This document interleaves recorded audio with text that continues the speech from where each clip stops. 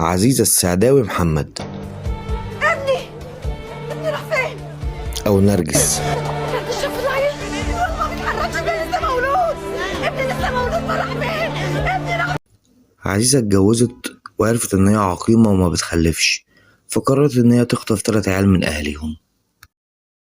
انا نفسي اشوف امي والله بجد نفسي اشوفها. ده إسلام، أول واحد اتخطف. اكتشف بعد 20 سنة إن اللي عايش معاها دي مش أمه.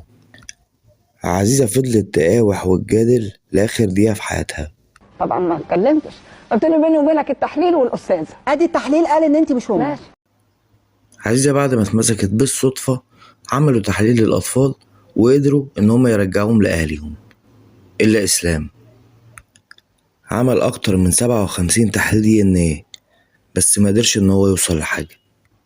عزيزة لما اتأكدت خلاص إن هي اتكشفت رمت نفسها من البلكونة، وفضل إسلام يترجاها وهي على فراش الموت إن هي تدله على أهله، بس للأسف ماتت قبل ما تقوله على الحقيقة. وبالمناسبة اتاخدت منه الفكرة واتحطت في مشهد النهاية في فيلم العفاريت.